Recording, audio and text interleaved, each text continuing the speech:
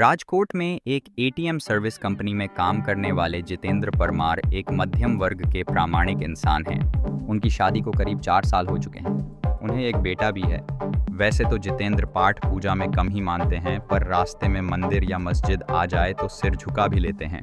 जितेंद्र की नौकरी का समय तो दिन में 8-5 घंटे होता है, पर एटीएम मशीन का फॉल्ट आने पर उन्हें रात के किसी भी वक्त सर्विस देने जाना पीडीडी भेजता है। अपने इसी काम के चलते वह एक रात अपनी बाइक पर जा रहे थे। उन्हें शहर से थोड़ी दूर बसे एक रिहायशी इलाके के पास में एटीएम फॉल्ट ठीक करने जाना था।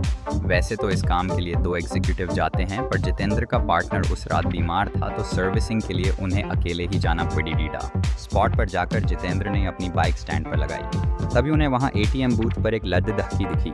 जितेंद्र ने सोचा कि उसे शायद पैसे निकालने होंगे और वह के ठीक होने का वेट कर रही होगी। फॉल्ट ठीक करने के लिए जैसे ही जितेंद्र एटीएम बूथ के अंदर आए तो वह लद्ददहकी भी अंदर आने लगी। सिक्योरिटी गार्ड ने उन्हें बाहर रुकने के लिए कहा। अब जितेंद्र अपना काम कर रहे थे।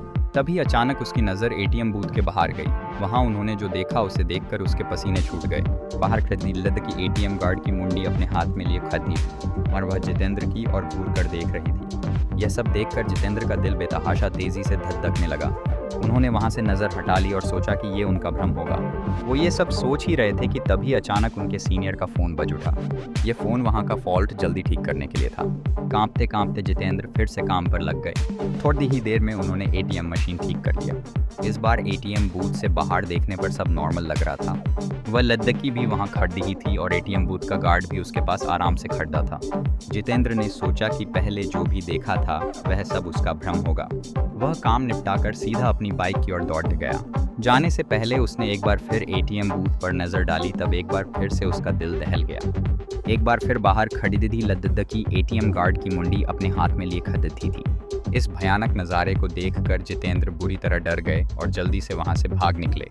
राजकोट वापस लौटते वक्त भी उन्हें बार बार यह भास हो रहा था कि उनकी बाइक के साथ कोई परछाई चल रही है। वे घबराए हुए बीके चलाए जा रहे थे कि ना जाने कैसे अचानक ही उनकी बीके बंद हो गई और ठीक एक बरगद के पेड़ के पास जाकर रुकी।